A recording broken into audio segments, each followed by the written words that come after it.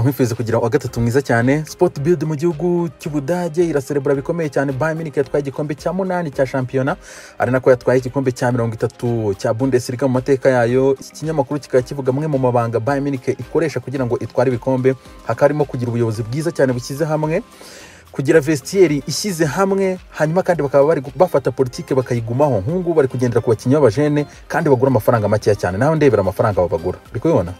Reba nk'ayo mafaranga baguza abo bakinnyi, bakaba baserebera rero abakinnyi b'ikipe ya Bayern Munich rwose urabibona muri vestiaire aho ngaho. Urabona ukuntu biterera hejuru baririmba bayobowe na David Alaba, banza wumva aha ngaha.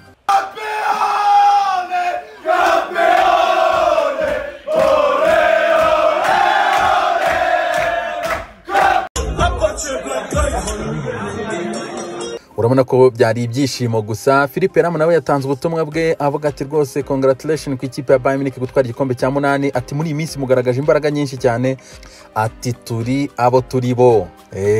Nk'uko irasiroga ya Bayern Munich ikunda kubivuga, we are who we are. Sport Build kandi yagarutse kuri transfer ya Kai Havertz, gira iki bivugaho rero iganira na Directeur General w'ikipe ya Bayern Leverkusen Fernando Caro. Akaba yavuze ko Kai Havertz hari amakipe menshi cyane ari kumushaka, menshi ari interesse rwose. Avuga ati uyu musore rero tumaranye imyaka 10, tumwifuza kugira ibyiza rwose. Ati rero dutegereje ko twabona offer nzima tukabona kumutanga, hanyuma bakaba bafite contract kugera mu mwaka wa 2022. Anavuga ko nta kintu kibirukansa cyane kabisa cyo kuba bamurekura, nta rashi bariho. Sport Build kandi kaba yatangaje ko Philippe Coutinho ngo yaba yarahamagaye Klopp bakaganira. Coutinho yifuza kuba yagaruka mu ikipe ya Liverpool, ari nako kandi Sunderland ku munsi wo cyumweru yabigarutseho ko Coutinho yahamagaye Jurgen Klopp kugira ngo amusabe kuba yagaruka mu ikipe ya Liverpool. Yaba ari n'inkuru nziza cyane kwa fana ikipe ya Liverpool. Ndakeka nubwo yagiye rwose yigize umuhatara, ariko mwamwakira umwana w'ikipe bari umwana w'ikipe. AS mu gihugu cya Espagne iragaruka kuri Prix Princesse Astrid. Akaba rero ari igihembo kihabwa umwe mu sportif baba barakoze cyane kabisa. Akaba rero ahabwa iki gihembo gikomeye spetse no mu sportif, mu scientifique, umuntu witwaye nk'intwari kabisa mu mwaka. Rero akaba ahabwa igihembo rero kikaba cyamaze guhabwa rero Carlos Sainz, ni papa wa Carlos Sainz Junior. Akaba Carlos Sainz Junior ngirenje ngo benshi baramuza kwikira Formula 1. Akaba rero yarasinyiye Ferrari, akaba rero agomba gutangira mu mwaka wa 2021. Papa rero yahabwa iki gihembo. Akaba papa rero atoroshye cyane mu byukuri, amaze gutwara shampiyona 2 z'isi, anatwara shampiyona 3 za Rally Dakar. Akaba yahabwa iki gihembo rero cy'umwaka wa 2020. AS kandi rakomeza tubwira ko Rodri Hernandez uyu musore ikipe ya Manchester City akavuze ko bafite ikipe nziza cyane kurusha Real Madrid, n'impamvu afite amahirwe yo kuzayerimina muri interview ndende cyane bajyanye n'iki kinyamakuru. AS kandi yatubwira ko Joao Felix yamaze kugaruka nyuma y'amezi 6 rero akaba agiye kongera kugaruka mu kibuga.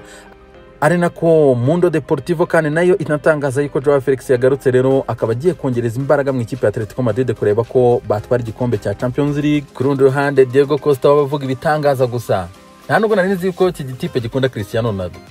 Diego Costa akaba yavuze ngo sinzi indwara umuntu aba arwaye mu mutwe iyo avuga nabi Cristiano Ronaldo.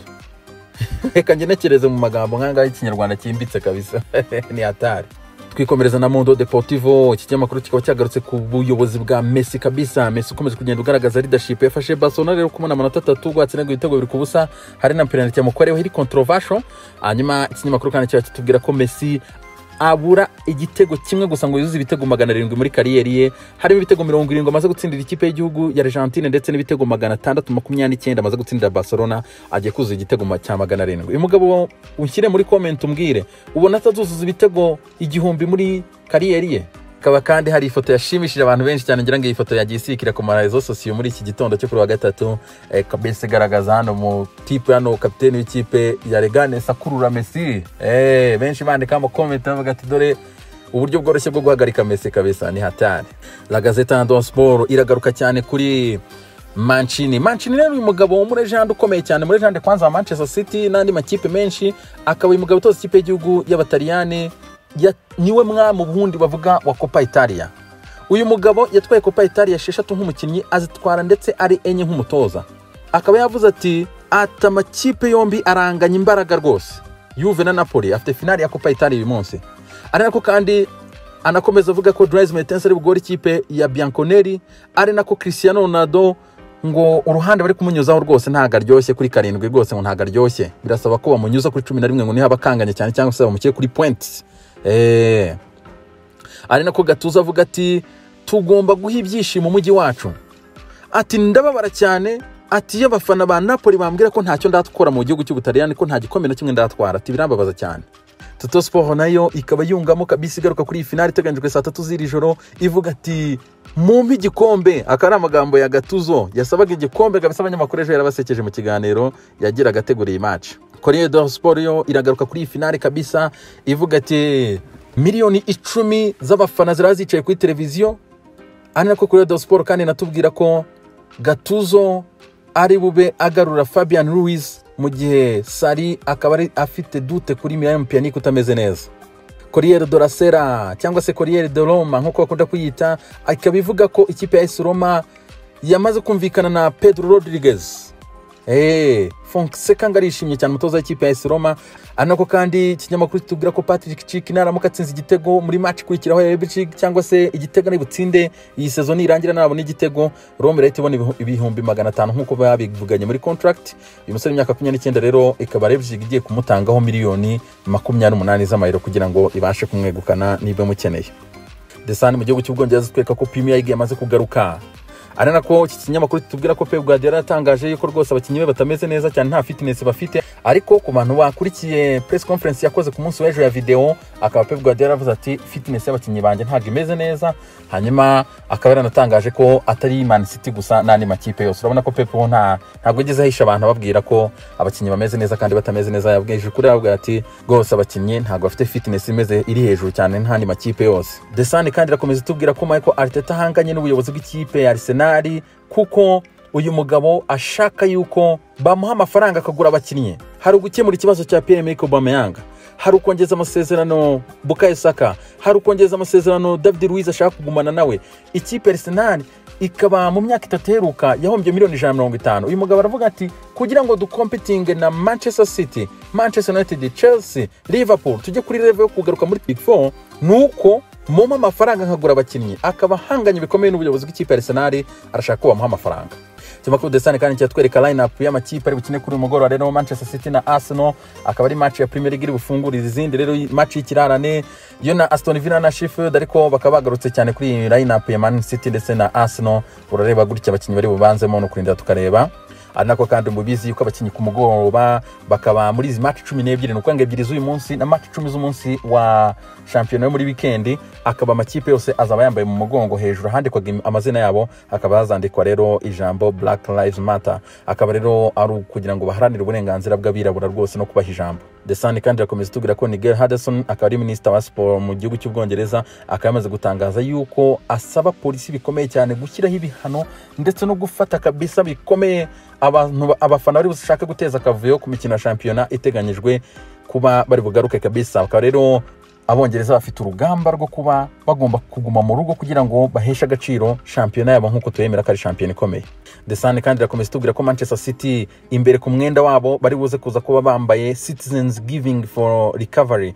Akaba rero ari campaign yatangije na City Football Group, akaba amakipe 8 abarizwa muri City Football Group agomba kuba arwana no kubona campaign rero gushyiraho miliyoni y'amadolari cyangwa se y'amapaundi igomba gufasha abantu bafite ibibazo kabisa bya coronavirus rero bagizwe ingaruka na coronavirus rero amafaranga bakaba rero ya collect rero kabisa bahereye kuri campaign butangire kuri uyu mugoroba. Muraza kubona Man City imbere yambaraga Etihad ariko barabikuraho uyu munsi barambara Citizen Givings for Recovery. Daily Mail kandi nayo iragaruka kabisa ku bikorwa byo gufasha Rashford nyuma yuko akorektinze miliyoni 3 ku giti cye ndetse zikagera kuri miliyoni 20 kugira ngo bashakire abana icyo kurya, babana baba bari mu biruhuko ziko leta itabaha icyo kurya. Akaba rero uyu musore avuga ati rwose no mu biruhuko bajye bareba ukuntu babashakira icyo kurya. Nyuma ko raising igitekerezo rero guverinoma y'Abongereza yabanje kucyanga. Ejo rero Boris Johnson akaba yaraje kuba yemera ko leta izatanga miliyoni 120 zo gufasha abana miliyoni 1,300 b'Abongereza bakabona icyo kurya muri vacances. Urabona ko ari sawa cyane. Daily Mail ikaba kandi inagaruka kuri Jaguars ivuga ko rwose ikipe ya Aston Villa yamaze gutangaza ko uwumukeneye ni miliyoni 80 z'amapaundi. Daily Mail kandi iragaruka kuri Time for Change, akaba ari message rero iri gutangwa n'abakinnyi harimo Raheem Sterling, David Alaba, Vincent Kompany, Kevin De Bruyne, Jadon Sancho, Jordan Henderson. Akari ubutumwa rero bwatanzwe mu by'ukuri mu rwego kugira ngo rero bakomeze gushyigikira iyi campaign y'uko ibintu bigomba guhinduka kabisa. Raheem Sterling rero anaganira n'iki kinyamakuru nkuko kandi yanaganira n'ikinyamakuru The Sun, akaba yagiye abigarukaho rero avuga ati rwose na Sky Sport baraganire ku munsi w'ejo, ahagira ati abirabura benshi bambwira ko barambiwe kabisa iri hohoterwa. Akaba rero iyi message ngira mwagiye muyibona ku marezo sosiyo yaba Kevin De Bruyne, Vincent Kompany, Jordan Henderson, Raheem Sterling, benshi bagiye bapostinga ibi bintu. Reka mbasige rero mureba uko iyi message ivuga. Mukomeze kugira umunsi mwiza cyane. We are tired of no one listening. We are tired of screaming for help. We are tired of discrimination. We are tired of protesting. We are tired of demanding social equality. We are tired of demanding social inclusion. We are tired of asking for change, for a better society, for a better life. We are tired of seeing black men die. We are tired of saying, what if it was me? Falling asleep. Like George Floyd. We are tired. I am Jadon Sancho. I am Kevin De Bruyne. I am Raheem Sterling. I am Vincent Kompany. I am Jordan Henderson. I am Lucy Bronze. I am Gael Clichy. I am David Alaba. I am Alex Oxlade-Chamberlain. I am Gary Lineker. We are tired of no one listening. I will never tire of being black.